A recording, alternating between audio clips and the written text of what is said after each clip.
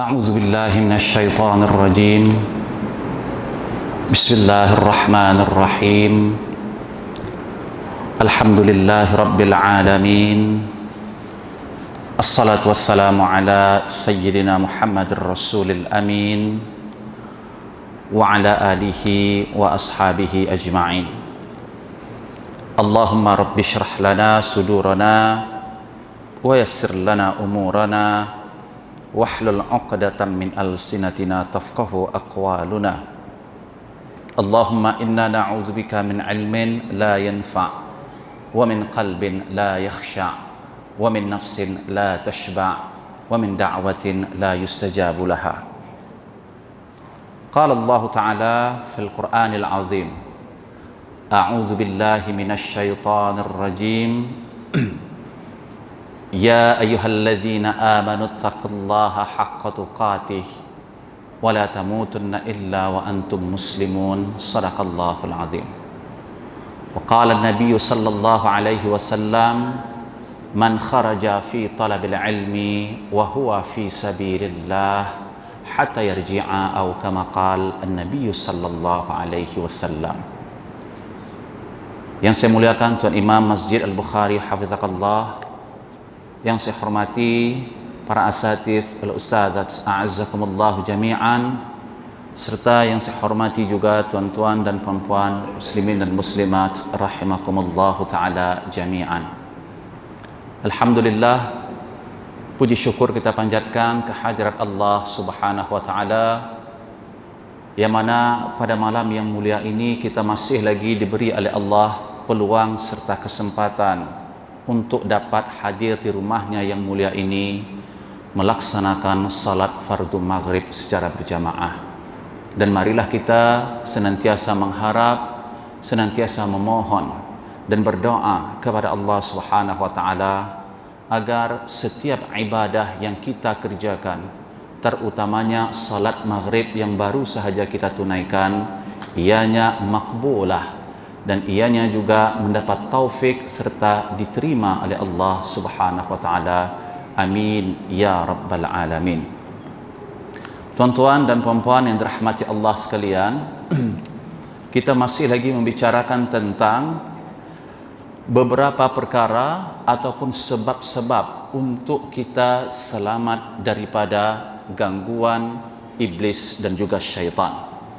Maknanya terdapat beberapa amalan serta beberapa sebab yang apabila dilakukan, yang apabila terdapat pada diri orang-orang yang beriman, maka dengan izin Allah ianya akan terselamat, ianya akan dilindungi dan dijaga serta dipelihara oleh Allah, yaitu daripada gangguan musuh utama anak Adam ini, yaitu iblis dan juga tenteranya syaitan.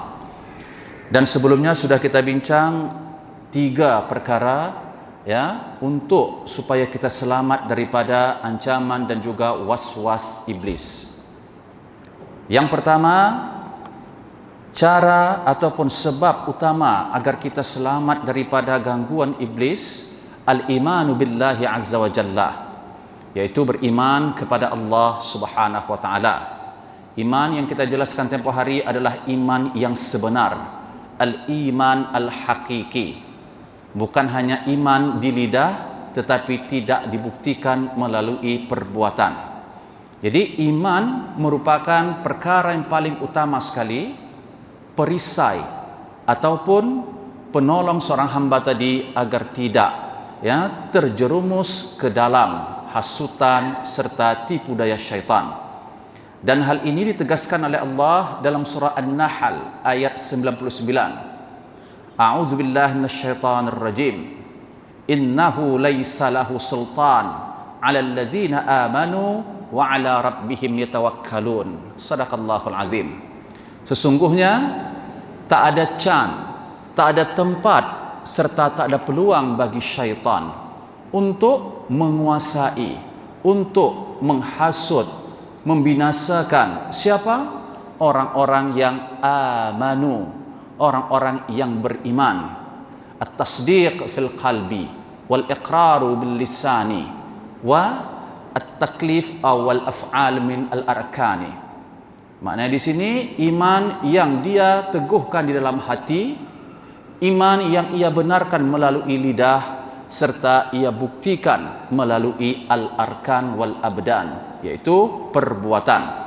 Jadi ayat ini menegaskan bahawa tak ada peluang ataupun kekuatan bagi syaitan untuk mengganggu anak Adam sekiranya anak Adam tadi betul-betul beriman kepada Allah Subhanahu wa taala.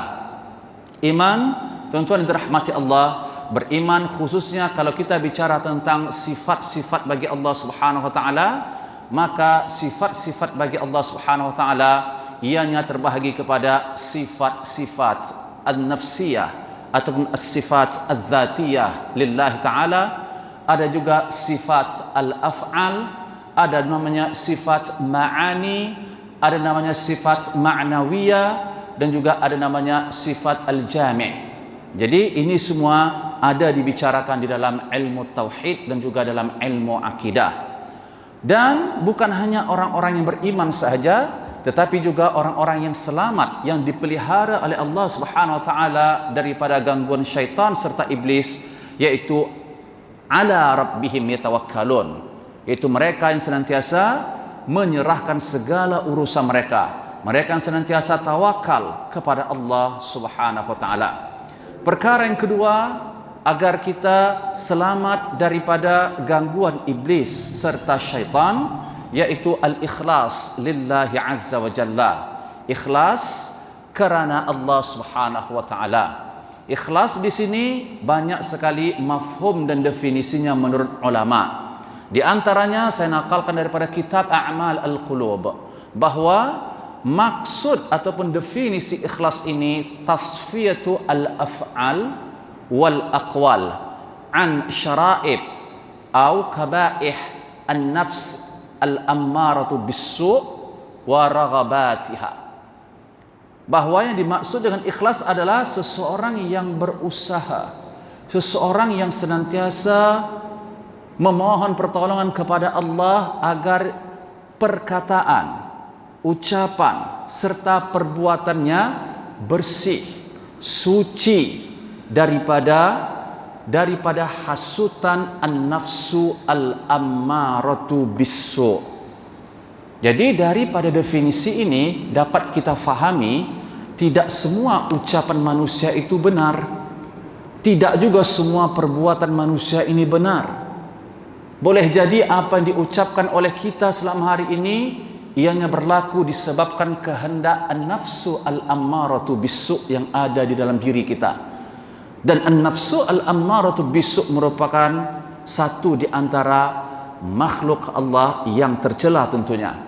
Kenapa? Karena al-ammaratu bis-su' ini tugas dia, tujuan dia, kerja dia adalah untuk menyeru manusia agar melakukan perkara-perkara yang dilarang oleh Allah Subhanahu wa taala. Yang tidak akan mungkin salah ucapannya adalah Al-Quran dan juga sunnah Rasulullah sallallahu alaihi wasallam. So ketika kita mendapat maklumat ataupun pelajaran, maka pastikan kita dapat membezakan antara Al-Quran, sunnah dan juga perkataan manusia. Karena ucapan manusia ini, kata Imam Malik rahimahullahu taala, kullu ma yu'khadh wa yutrak min kalamihi illa ma'sumin Nabi sallallahu alaihi wasallam. Siapa sahaja kalau dia bercakap, boleh kita ambil, kita terima, dan boleh juga kita abaikan, kita tak terima atau kita tinggalkan. Yang kita tidak boleh abaikan, yang kita tidak boleh ragu, maknanya kita kena yakin, seyakin-yakinnya menerima ucapan tersebut, apa? Yaitu apa yang disampaikan oleh ma'sumin Nabi, yang disampaikan oleh Nabi Muhammad sallallahu alaihi wasallam, yang dipelihara oleh Allah, yang dijaga oleh Allah daripada sebarang dosa-dosa dan juga maksiat serta kesalahan.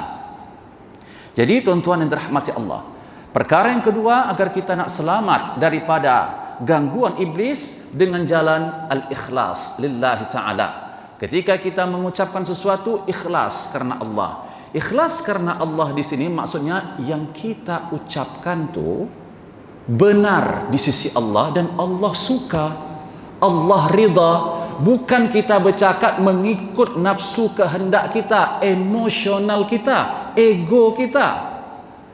Apabila kita bicara berdasarkan ego ataupun emosional, tidak berdasarkan argumentation ataupun dalil serta hujah yang sahihah, maka perkataan itu jelas sekali melenceng ataupun terkeluar daripada kalimat ikhlas tadi.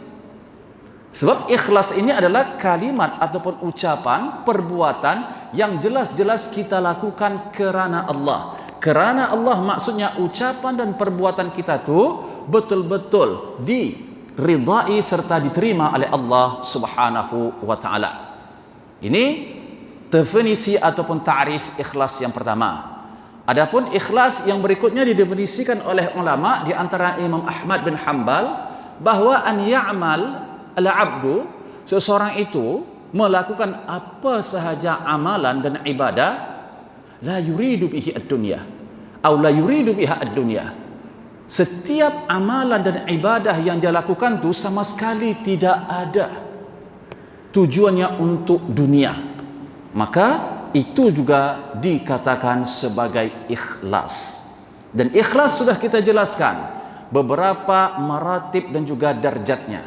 Ada ikhlas umumin nas, ada ikhlas al-muhibbin, ada pula ikhlas al-muqarrabin. Ini menurut Dr. Ali Jum'ah, bekas mufti negara Mesir, bahwa orang yang ikhlas ini tidak sama atau tidak sama darjatnya.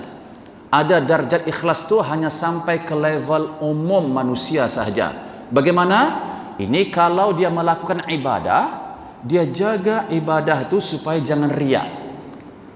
Dia jaga diri dia kawal hatinya, perasaannya supaya tidak ujub dan riak. Ini sahaja. Kalau tadi dia salat, kalau tadi dia bersedekah, kalau tadi dia melakukan kebaikan, di dalam hati dan diri dia fokus untuk menjaga jangan sampai ujub dan riak. Itu sahaja. Ikhlas benar, tetapi ikhlas yang level paling bawah, umum manusia namanya. Yang kedua, ikhlas al-muhibbin, ini sudah kita jelaskan. Ikhlas al-muhibbin ni seseorang yang melakukan ibadah maknanya taat, tunduk terhadap apa saja perintah Allah.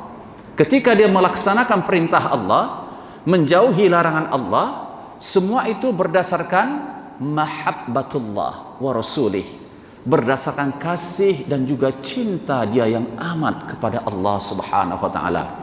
Sehingga kalaupun solat 5 waktu ini yang difardukan oleh Allah tidak diwajibkan ke atas manusia, maka karena peringkat ikhlas dia tadi sampai kepada level mahabbah ataupun muhibbin, ia tetap melaksanakan amalan ataupun perbuatan solat tersebut.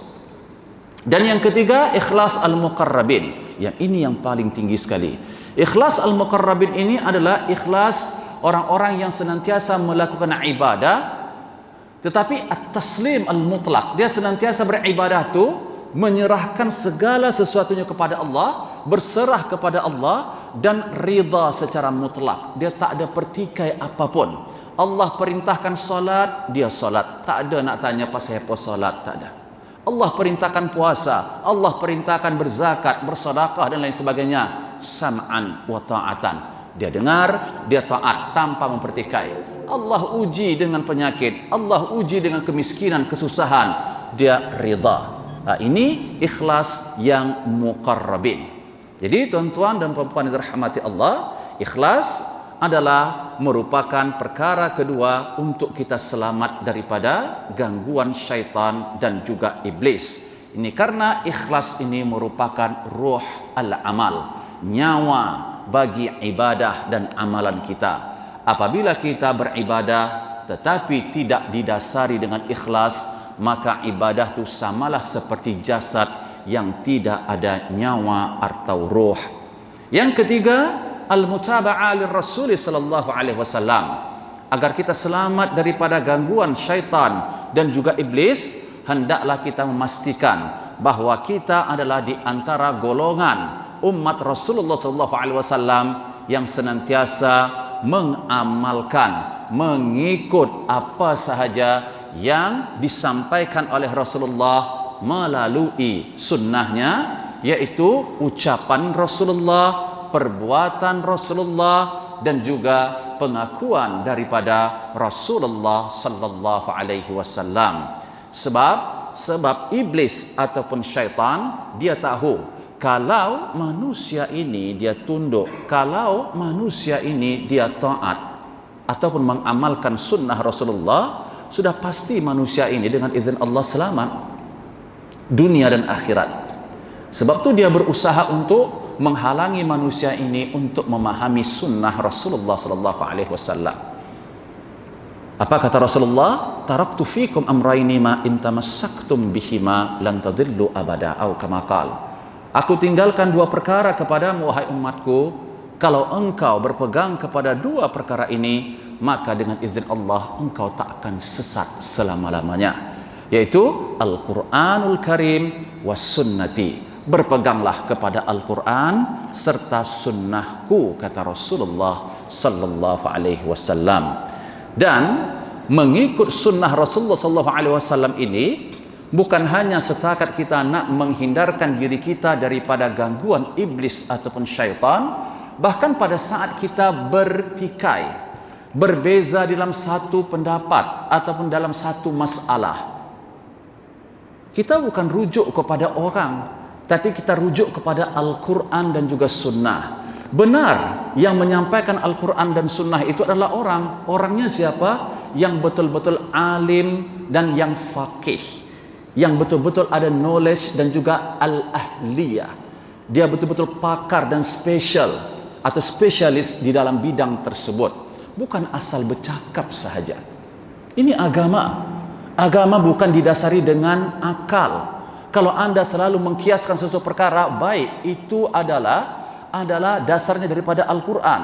Bahwa dasar utama dalam Islam ini untuk kita melaksanakan hukum hakam Allah, yang pertama Al-Quran, yang kedua sunnah, yang ketiga al-ijma', dan yang keempat al-qiyas. Ijma' dan juga al-qiyas ini pada hakikatnya adalah merujuk kepada Al-Quran dan juga sunnah. Maknanya kalau kita melakukan sesuatu perkara, memutuskan sesuatu perkara berdasarkan kias, tetapi kias itu ketika kita rujuk kepada Al-Quran dan juga sunnah ianya bertentangan, maka kias itu dalam ilmu usul al-fiqh kiasin fasid, ia tidak diterima. Jadi bukan ya sembarang kita nak cakap-cakap, khususnya dalam bab agama. Dalam agama ini ikut akal kita, ikut dan kita saja. Kalau kita berbeda pendapat dalam satu masalah, masalah apa? Masalah yang khilafiyah atau masalah yang ittifaqiyah? Masalah yang sudah disepakati atau masalah yang diperdebatkan, yang dipertikaikan? Ada lagi tak, saya mau tanya kepada tuan-tuan ulama, pada saat ini berbeza pendapat tentang wajib melakukan solat 5 waktu, wajib menunaikan puasa bulan Ramadan, wajib melaksanakan haji bagi orang yang sudah mukallaf dan mampu. Saya mau tanya, ada tak pertikaian ulama di sini? Mereka sepakat. Cuma dalam furu', dalam pelaksanaan ibadahnya itu, solatnya itu, di situ ada beberapa perkara yang menjadi asas perbedaan di antara ulama. Ada yang mengatakan ni tak payah pakai ni, yang ni tak perlu baca ni. Maknanya semua itu adalah masalah khilafiyah. Apabila masalah khilafiyah, hukum ataupun result daripada perkara itu, yang tahu benar atau tidaknya hanya Allah sahaja. Mereka yang bertikai tadi, ulama yang bertikai ini tadi, mereka saling memberikan hujah ataupun argumen mereka. Tapi tetap natijahnya kembali kepada Allah. Allah sahaja yang maha mengetahui segala-galanya. Cuma mereka yang berijtihad ini, kalau salah, idza ijtahada al-hakim fa akhta'a falahu ajrun. Allah bagi satu kebaikan, pahala. Wa idza asaba, kalau benar ijtihad dia, maka falahu ajraini. Allah bagi dia dua pahala dan juga 2 kebaikan. So hati-hati ya tuan-tuan dan puan-puan dirahmati Allah. Apa yang saya sampaikan di sini berkenaan dengan mengikut sunnah Rasulullah sallallahu alaihi wasallam tadi, bukan hanya sekedar ataupun tujuannya agar kita selamat daripada gangguan iblis sahaja, tetapi pada saat kita bertikai, pada saat kita berbalah dalam satu masalah, terutamanya dalam masalah agama, Allah mengatakan fa in tanaza'tum fi syai'in farudduhu ilallahi wa rasulih. Jika kamu bertikai ataupun berbalah dalam satu perkara, maka kembalikanlah masalah itu, khususnya masalah agama tadi, kepada Al-Quran dan juga sunnah Rasulullah sallallahu alaihi wasallam. Dan kita perlu ingat, kita perlu tahu bahawa selain asas mentauhidkan Allah, Nabi diutus oleh Allah Subhanahu wa taala, asas utamanya selain menyampaikan kepada makhluk untuk mentauhidkan Allah, menyembah Allah sahaja, yang kedua Nabi diutus oleh Allah adalah untuk menyempurnakan akhlak. Jangan lupa bab akhlak, jangan lupa adab. Jangan sampai dikarenakan Anda pandai berbicara, Anda merasa ada sedikit ilmu diberikan oleh Allah, sehingga kita dengan lantang, sehingga kita tidak menghormati dan tidak ada adab kita kepada para ulama dan juga guru-guru yang lainnya. Ini hati-hati.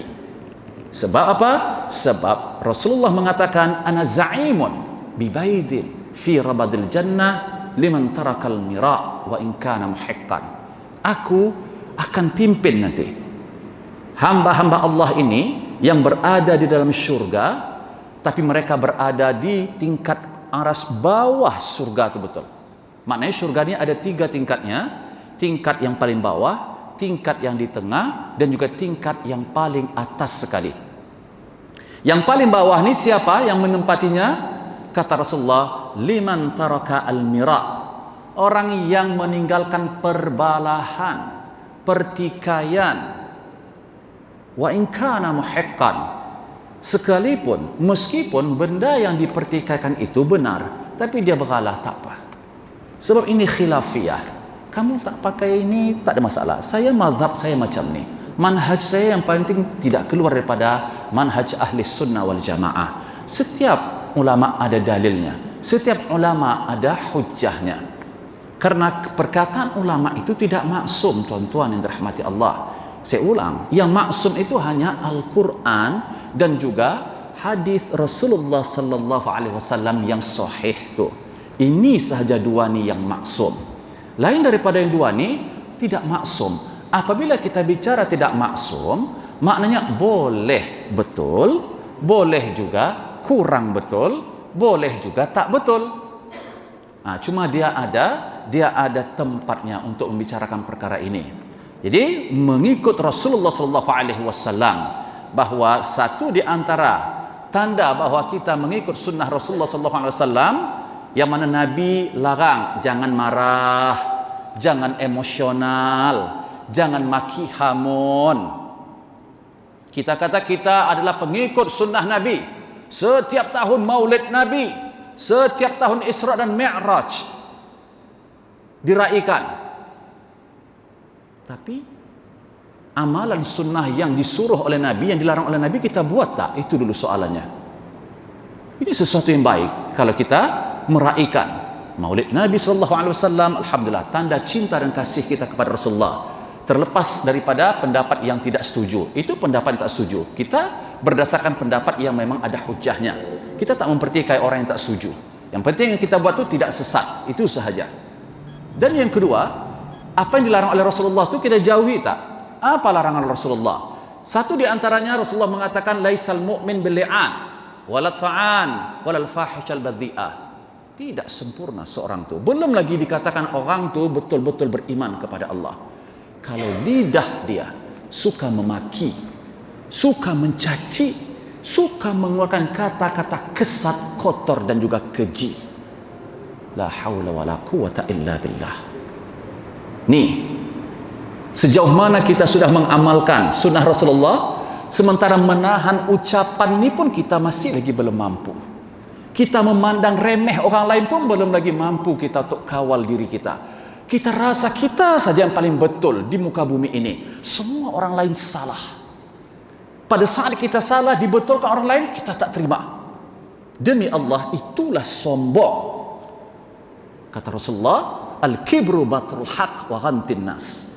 Sombong itu hakikatnya adalah orang yang tidak menerima kebenaran dan suka memandang remeh atau memandang lekeh orang lain. La yadkhulu al-jannata man kana fi qalbihi mithqala dzarrah min kibrin. Tidak masuk ke syurga Allah barang siapa yang hati dia menyimpan walaupun hanya sebesar biji zarrah apa? Sifat sombong. Kemudian yang keempat perkara yang dapat menyelamatkan kita dengan izin Allah daripada hasutan dan gangguan iblis, yaitu al-ihsan fil ibadah wa bi khassati as-salah. Yaitu al-ihsan pada saat kita beribadah kepada Allah, dan khususnya adalah dalam masa kita menunaikan ibadah salat. Jadi tuan-tuan yang dirahmati Allah sekalian, bahwa yang keempat, kalau kita nak selamat daripada gangguan iblis tadi, maka senantiasa memohon pertolongan daripada Allah, memohon taufik daripada Allah Subhanahu wa taala. Bagaimana caranya supaya kita memohon kepada Allah, mendapat pertolongan daripada Allah? Allah katakan dalam Al-Quran, wasta'inu bis sabri was salah. Ketika kamu minta tolong kepada Allah dengan sabar serta salat. Dan dalam satu hadis Rasulullah sudah berpesan, kalau nak minta tolong kepada Allah, kalau sedar yang kita ni lemah dan hina di hadapan Allah, maka mintalah pertolongan kepada Allah dengan 3 cara, yaitu bidu'aihim, dengan doa, wa salatihim, dengan salat, wa ikhlasihim, dan juga dengan keikhlasan. Jadi ihsan dalam ibadah ni maksudnya tuan-tuan dirahmati Allah adalah an ta'budallaha ka'annaka tarahu fa in lam takun tarahu fa innahu yaraka. Bahwa ihsan di dalam ibadah ini perkara yang keempat yang dapat melindungi seseorang tadi daripada gangguan iblis, karena maksud daripada ihsan ini adalah kita selama hari ini pada saat menyembah Allah, pada saat melakukan ibadah kepada Allah, ketika itu jiwa dan hati perasaan kita meyakini bahwa Allah melihat kita. Jadi pada saat kita beribadah tu, andaikan ketika kita salat, berpuasa, seolah-olah kita dapat melihat Allah pada saat beribadah tu. Dan memang mustahil siapa saja boleh melihat Allah di muka bumi ini. Jadi kalau memang tidak mungkin, tapi satu perkara yang pasti adalah innahu yarak. Sesungguhnya Allah melihat kita, mengetahui apa sahaja isi hati dan juga perbuatan kita, khususnya pada saat kita salat ni tadi. Jadi ihsan ketika beribadah kepada Allah, terutamanya di dalam bab salat. Jadi syaitan dia akan berusaha ya semaksimum mungkin untuk apa? Merusak solat hamba-hamba Allah ni. Sebab dia tahu solat ini manzilahnya tinggi sekali di sisi Allah. Satu di antara bukti solat itu adalah spesial sekali ibadahnya di sisi Allah yang kita raikan setiap tahun Isra dan Mi'raj. Apakah syariat yang Allah taklifkan kepada Rasulullah dan juga umatnya tanpa perantara Jibril? Satu-satunya ibadah fardu yang Allah syariatkan kepada Rasulullah dan juga umatnya tanpa melalui wahyu dan Jibril, direct di Sidratul Muntaha Allah berikan wahyu tersebut atau syariat tersebut, as-salah, yaitu salat. Itu yang syaitan dia usahakan kita ni supaya salat jangan khusyuk. Sebab dia tahu salat yang benar, salat yang khusyuk ini apabila kita merujuk kepada Al-Quran, innas salata tanha 'anil fahsya'i wal munkar. Sesungguhnya salat yang benar-benar dilakukan oleh hamba Allah ini akan dapat mencegah diri dia, menjauhi diri dia daripada melakukan perbuatan keji dan juga perbuatan mungkar. Termasuk perbuatan keji ini kita mengumpat, kita mengatur orang, kita selalu menyalahkan orang tanpa ada dalil dan juga tanpa ada dasar. Na'udzubillah min zalik. Jadi orang seperti ini bagaimana? Bermakna kita cek balik solat dia. Kita cek balik solat kita. Tadi dah solat maghrib, tadi baru sahaja solat isya. Lepas balik solat ni, pas saya apa ni, mata ni suka sangat tengok benda-benda yang tak betul. Pasal apa telinga ni suka sangat ni mendengar hasutan ataupun apa nama itu, ungkapan dan juga ghibah, umpatan. Pasal apa telinga ni susah sangat nak mendengar majlis ilmu, malas, macam bising rasa telinga ni kalau dengar majlis ilmu, tak suka, tak seronok. Subhanallah, cek balik solat tu. Satu di antara perkara yang menyebabkan manusia ini tidak bersyukur kepada Allah, pendengaran. Wa ja'ala lakumus sam'a wal absara wal afidah qalilan ma tashkurun. Allah yang telah menciptakan pendengaran, penglihatan serta hati. Tetapi malangnya kata Allah, sedikit betul manusia ini yang bersyukur kepada Allah subhanahu wa ta'ala. Jadi pada saat kita salat, kita dituntut untuk menjadi hamba yang ihsan dalam beribadah tu. Maknanya pada soal itu tadi kita merasa bahawa seolah-olah kita dapat melihat Allah, dan memang tidak mungkin dapat melihat Allah, karena pada saat di dunia ketika kita merasa dapat melihat Allah, maknanya kita mentamthilkan Allah dengan satu makhluk. Walaisa kamitslihi syai'un, Allah tidak akan mungkin menyerupai apa sahaja dengan makhluknya, mustahil. Ya, mustahil. Jadi yang dinakkan dalam ihsan ni, kita beribadah kepada Allah bersungguh-sungguh, yang pada saat kita beribadah tu hati kita fully kepada Allah, tak ada lagi dunia dah. Pada saat kita takbir dan berniat tu, tak ada lagi anak, tak ada lagi isteri, tak ada lagi keluarga, tak ada lagi harta, pekerjaan, full hanya Allah sahaja di hati kita. Sebab tu Imam Ghazali mengatakan bahawa rukun salat ini ada dua jenisnya. Yang pertama rukun salat yang zahirah, rukun salat yang kita katakan secara fiqh. Apa rukun-rukun salat? Niat, takbiratul ihram, al-fatihah, sampailah juga salam yang terakhir. Bukan hanya rukun ni sahaja, tapi setiap rukun ni pastikan kita penuhi syarat-syarat sahnya. Niat ada syarat-syarat sahnya tuan. Takbir al-ihram ada syarat-syarat sahnya. Al-Fatihah ada syarat-syarat sahnya. Tasyahud yang terakhir ada syarat-syarat sahnya. Kalau kita pakat hentam saja baca Al-Fatihah, tasyahud ikut dan kita, ini belum tentu memenuhi syarat. Ini boleh jadi kita dikatakan orang yang tidak salat. Masalakakum fi saqar.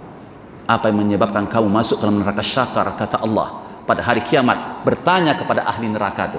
Bukan Allah tak tahu, ini namanya istifham ingkari. Satu di antara perkara yang mereka lakukan sehingga mereka dihumban oleh Allah ke dalam neraka sakar adalah qalu lam naku minal musallin. Kami dulu adalah golongan orang-orang yang tidak menunaikan salat, ya Allah. Tidak menunaikan salat ini ada dua maksudnya. Orang yang betul-betul tak nak salat, sama ada dia tak nak salat tu ingkar terhadap hukum Allah, ini adalah murtad, na'udzubillah. Atau dia tak nak solat sebab malas, fasik. Yang kedua kategori orang yang tak solat ni, dia solat berapa umurnya? 60 tahun, 70 tahun. Selama umur tersebut dia solat siang malam, pagi petang solat, tapi solat dia tak sah.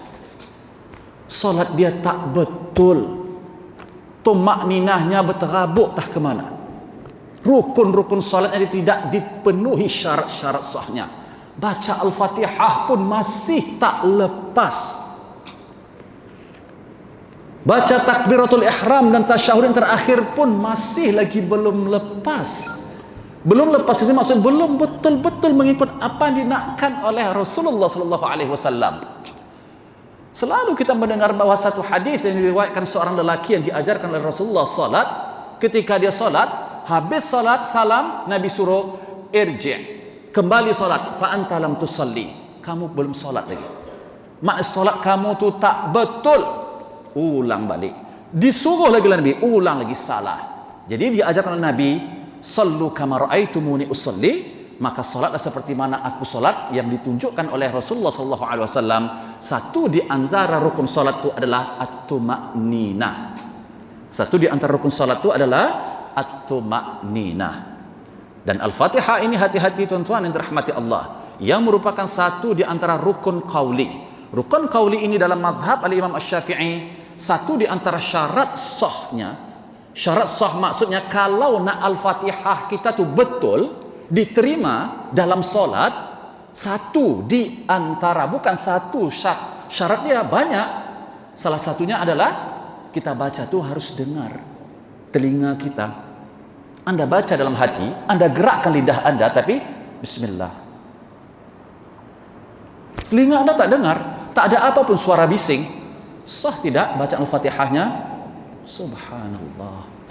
Tidak sah, tuan-tuan. Takbiratul ihram.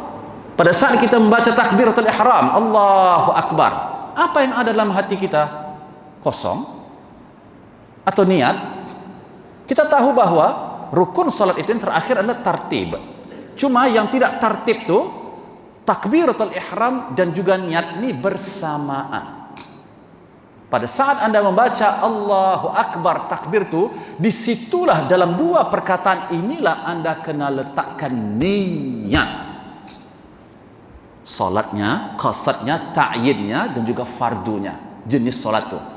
Maknanya tiga yang wajib. Usalli, maghribnya, fardonnya. Jadi benda ini ada pada waktu bila? Pada saat kita bertakbiratul ihram. Bukan sebelum dan bukan selepas. Orang yang solat takbiratul ihram, dia baca niat selepas takbir atau sebelum takbiratul ihram, solatnya sah tidak? Tak sah, tuan-tuan. Jangan buat main dalam bab solat, saya mohon maaf. Saya ulang lagi, solat ini direct diterima Nabi di Sidratul Muntaha. Betapa tingginya manzilah solat ini, sehingga Allah menjamin dalam surah Al-Mu'minun, qad aflahal mu'minun. Siapa orang-orang yang beriman nih? Satu di antara sifat orang yang beriman yang berjaya, kata Allah, alladzina hum fi salatihim khashi'un. Mereka yang senantiasa khusyuk pada saat menunaikan salat. Khusyuk ada dua. Ada khusyuk al-qalbi, ada khusyuk an-nifaq. Khusyuk hati, ini khusyuk yang sebenar. Ada yang kedua jenis itu khusyuk munafik. Khusyuk munafik, kata Abdullah ibn Mas'ud, kita melihat jasadnya nampak fokus solat, tapi hati dan fikirannya jauh di luar masjid dan juga surau yang dia solat itu, entah kemana-mana. Khusyuk munafik, na'udzubillah min zalik. Jadi khusyuk ini merupakan perkara yang mula-mula akan diangkat oleh Allah daripada umat ini rupanya. Rasulullah mengatakan, awal ma yurfa' min hadhihi al-ummah al-khusyu' hatta la tara fiha khashi'an. Perkara yang mula-mula Allah angkat daripada umatku, kata Rasulullah, adalah khusyuk. Sehingga Anda sukar mendapati orang yang salat dalam keadaan khusyuk. Jadi saya nakalkan dalam kitab At-Tasawuf Maraqi Al-Ubudiyah, syarah bagi kitab Bidayatul Hidayah lil Imam Al-Ghazali. Di dalam salat ini, menurut perspektif ilmu tasawufnya, ada 4 perkara yang perlu kita wujudkan, yang perlu kita sempurnakan. Dengan kata lain, nak betul-betul sempurna khusyuk kita tu, maka pastikan kita faham dan juga kita penuhi syarat-syarat yang 4 ni. Apa 4 tu? Yang pertama, hudur al-qalbi. Pada saat kita salat, pastikan hati kita hadir. Hati kita hadir, di sini maksudnya apa? Kita faham apa yang kita baca di dalam solat itu. Faham bukan setakat menterjemahkan ayat-ayat ataupun tasbih, zikir, doa dalam solat itu sahaja. Tapi faham seolah-olah kita pada saat itu berkomunikasi kepada Allah. Seolah-olah kita berkomunikasi kepada Allah Subhanahu wa ta'ala. Jadi pada saat kita membaca Rabbi ghafirli warhamni, hati kita betul-betul kita tumpukan doa ini tadi kepada Allah Subhanahu wa taala. Bukan lidah, tapi lidah yang baca, hati juga ikut memahami apa yang dibaca. Inilah yang saya maksudkan tadi, rukun yang kedua, kata Imam Ghazali dalam kitab Ihya Ulumuddin, rukun al-batinah. Rukun yang pertama tu rukun yang zahir, fiqh. Rukun yang kedua, rukun al-batinah. Ini secara spiritual. Yang rukun al-batinah ni, inilah maksud daripada 4 perkara tadi. Apa dia? Hudur al-qalbi, hati yang hadir. Yang kedua, pada saat kita salat khususnya, syuhudul akal, akal kita pada saat itu hadir, paham, kita tidak lalai. Yang ketiga, khudu'an nafsi. Pada saat kita salat tu, jiwa kita, ruh kita tunduk dan taat kepada Allah. Dan yang keempat, khudu'al arkan. Hendaklah seluruh anggota tubuh badan kita ni khudu', iaitu tenang, tumakninah dan juga tunduk terhadap apa yang diajarkan oleh Rasulullah ketika mana kita salat. Ini maknanya apabila kita salat tapi hati kita tidak hadir, maka kata ulama at-tasawuf, orang salat itu digelar sebagai musallin lahin. Dia salat main-main. Dan yang kedua, apabila dia salat, akal dia, fikiran dia tidak khusyuk dan fokus pada salat itu, maka ia dikatakan orang yang salat tetapi sahin, orang yang salat tapi lupa. Yang ketiga, apabila kita salat tapi jiwa dan roh kita tadi tidak tunduk kepada Allah, maka pada saat itu kita salatnya dinamakan salat khati', salat orang yang bersalah. Dan yang keempat, apabila kita salat tanpa menundukkan seluruh anggota tubuh badan kita terhadap apa yang telah dihadkan oleh Rasulullah dalam salat itu, maka salat kita pada saat itu disebut sebagai musallin jafin, salat yang kosong, tak ada apapun nilainya di sisi Allah Subhanahu wa taala. Jadi tuan-tuan dan puan-puan yang dirahmati Allah sekalian, sebenarnya saya nak tambah sedikit berkenaan dengan golongan manusia di dalam solat ni. Saya nakalkan daripada kitab Al-Wabil As-Sayyib yang dikarang oleh Al-Imam Ibnu Al-Qayyim. Beliau mengatakan ada 5 jenis ataupun golongan manusia di dalam solat ni. Jadi kita yang solat tadi, yang sama softnya, dia tak sama nih golongannya. Tidak sama darjatnya dan tidak sama peringkatnya di sisi Allah. Berbeza-beza. Ada juga yang solat sama dengan kita tadi dalam saf tu, pada hari akhirat dia diazab oleh Allah. Solat tapi kategorinya zalim li nafsi. Karena masuk dah waktu kita ya. InsyaAllah saya akan ulas benda ni pada waktu yang berikutnya. Betul ya? Sudah masuk waktu? Sudah masuk ya? Jadi insyaAllah golongan ataupun 5 golongan orang yang solat ni, insyaAllah kita akan bicarakan nanti pada minggu hadapan. Ini penting sekali. Jangan rasa dah solat dah selamat dah. Rupanya ada orang yang solat tapi dia mu'aqab, diazab oleh Allah Subhanahu wa taala. Wal a'yadzu billahi min dzalik. Wallahu a'lam bis-shawab. Kita baca kafarat al-majlis. Bismillahirrahmanirrahim. Subhanakallahumma wa bihamdik asyhadu an la ilaha illa anta astaghfiruka wa atubu ilaik. A'udzu billahi minasy syaithanir rajim. Bismillahirrahmanirrahim. Alhamdulillahi rabbil alamin. Assalatu wassalamu ala asyrafil anbiya'i wal mursalin wa ala alihi wa ashabihi ajma'in. Allahumma ighfir lana dhunubana wa liwalidina warhamhum kama rabbawna shighara. Allahumma rabbana zidna uluman wa tanfa'una fid din wa dunya wal akhirah. Allahumma ya muqallib al-qulub tsabbit qulubana ala dinik wa ta'atik ya rabbal alamin. Rabbana atina fid dunya hasanah wa fil akhirati hasanah wa qina azaban nar. Wa sallallahu ala sayyidina Muhammad wa ala alihi wa ashabihi ajma'in. Walhamdulillahi rabbil alamin. Assalamualaikum warahmatullahi wabarakatuh.